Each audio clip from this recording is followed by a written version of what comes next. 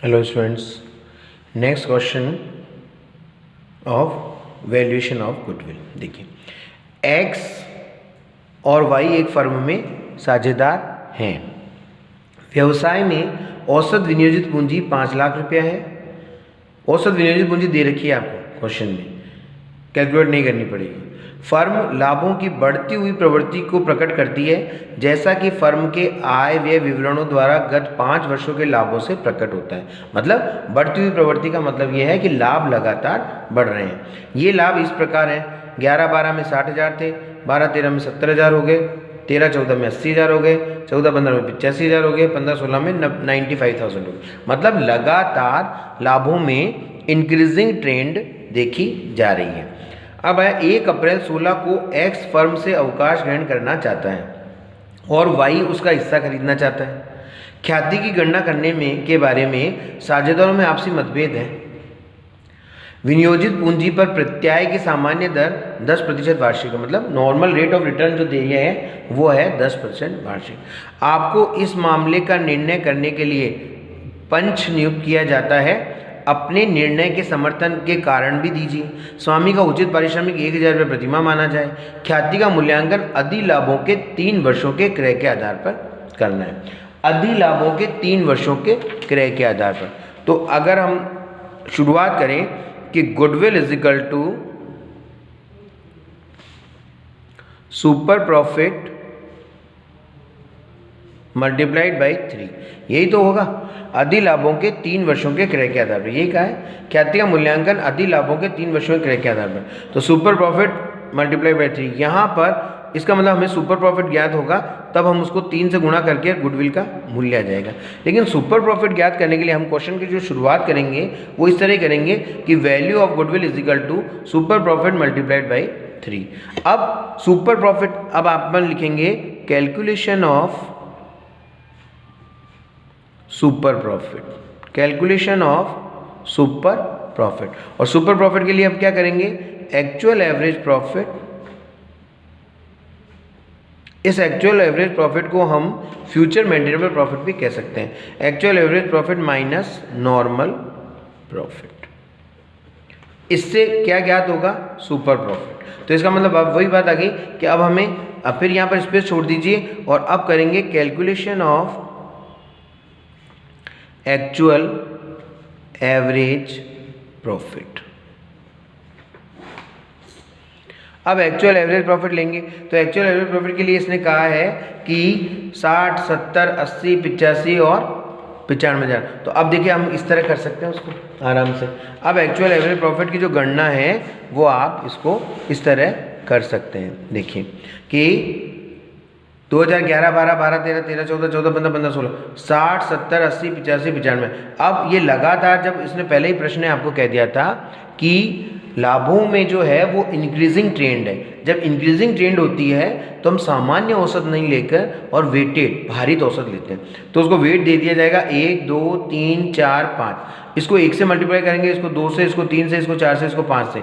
जो प्रोडक्ट का सम होगा, टोटल होगा, तो उस टोटल में फिर 15 का भाग लगाएंगे, क्योंकि हमने वेट 15 दिए, तो 15 का भाग लगा देंगे तो ये आ जाएगा भारित औसत लाभ 83,670 रुपये। 83,667 रुपये आ रहे हैं, जिसको अपने राउंड फिगर में 83,670 रुपये कर लिए। ये आया आपका भारित औसत लाभ। अब इसमें आपको जो एडजस्टमेंट करने होते हैं, जैसे डेप्रिसिएशन के हैं, रेम्यूनरेशन का है, कोई इन्वेस्टमेंट, अगर आपके बिजनेस में कोई इन्वेस्टमेंट है बार के बाहर, तो उसकी जो इनकम है उसको लेनी होती है। लेकिन इस क्वेश्चन में सिर्फ एक स्वामी का उचित पारिश्रमिक है और इसके अलावा कुछ भी नहीं है एडजस्टमेंट। तो स्वामी का उचित पारिश्रमिक 1,000 रुपया है, तो 12,000 रुपये इसमें से माइनस कर देंगे। इस 83,670 में से अगर 12,000 को माइनस करते हैं तो आता है 83,000, इसमें से 12,000 को माइनस करते हैं तो आते हैं 71,670 रुपये। ये आ गया आपका एक्चुअल एवरेज प्रॉफिट। जो हमें एक्चुअल एवरेज प्रॉफिट 71,670 जो हमें यहाँ लिखना है 71,670 रुपये, ये एक्चुअल एवरेज प्रॉफिट आ गया। अब हमें ज्ञात करना है नॉर्मल प्रॉफिट। तो नॉर्मल प्रॉफिट के लिए मैंने आपको कहा था कि उसका जो फॉर्मूला होता है वो होता है चाहे अंतिम विनियोजित पूंजी कहे प्रश्न तो अंतिम विनियोजित पूंजी, और नहीं तो औसत विनियोजित पूंजी। अगर वो जो प्रश्न कहेगा अंतिम या औसत तो वो निकालेंगे पहले, फिर उसको सामान्य रेट ऑफ रिटर्न जो होती है, नॉर्मल रेट ऑफ रिटर्न, उससे मल्टीप्लाई कर देंगे। तो इसमें औसत विनियोजित पूंजी आपको दी हुई थी। इस प्रश्न ने आपको औसत विनियोजित पूंजी ऊपर ही ऊपर लिख दी थी कि 5 लाख रुपए है ये औसत विनियोजित पूंजी। देखिए व्यवसाय में औसत विनियोजित पूंजी 5 लाख रुपए है, इसका मतलब इसने एवरेज कैपिटल एम्प्लॉयड आपको बताया हुआ है। तो एवरेज कैपिटल एम्प्लॉयड को नॉर्मल रेट ऑफ रिटर्न से गुणा करना है। नॉर्मल रेट ऑफ रिटर्न भी कहा है कि 10% है, तो इसका मतलब सीधा सीधा हो गया ना कि नॉर्मल प्रॉफिट के लिए तो कि 5 लाख का 10%, मतलब 5 लाख का 10%। तो नॉर्मल प्रॉफिट हम यहाँ ही कैलकुलेट कर सकते हैं कि 5 लाख जो औसत विनियोजित पूंजी है उसका 10%, ये आ जाएगा नॉर्मल प्रॉफिट। तो ये होगा 71,670 माइनस 50,000, क्योंकि 5 लाख का जो 10% होगा वो 50,000। तो ये हो गया, इसमें से अगर 50,000 को माइनस करते हैं तो अपने आते हैं 21,670 रुपये। ये 21,670 रुपये ये आ गया अधिलाभ। आगे बात समझ में। सबसे पहले इस क्वेश्चन को हम शुरुआत यहाँ से करेंगे कि गुडविल किससे निकालनी है। गुडविल निकालनी है सुपर प्रॉफिट गुणा 3। अब 4 लाइन छोड़ दीजिए, स्पेस छोड़ दीजिए, फिर आगे लिखिए calculation of super profit. Super profit कैसे निकालते हैं, actual average profit minus normal profit. फिर 4-5 लाइन छोड़ दीजिए, फिर निकालेंगे एक्चुअल एवरेज प्रॉफिट, फिर निकालेंगे आगे नीचे नॉर्मल प्रॉफिट, फिर उन दोनों को अपनी अपनी जगह लिख देंगे कि ये आ गया एक्चुअल एवरेज प्रॉफिट और ये आ गया नॉर्मल प्रॉफिट। अब आ गया ये अधिलाभ। अब इन अधिलाभ को ऊपर ले जाइए, 21,670, 21,670 रुपये ये आ गया सुपर प्रॉफिट मल्टीप्लाइड बाई 3। अब 21,670 को 3 से गुणा कर दीजिए, 0 3 21 की 1 2 18 2 20 2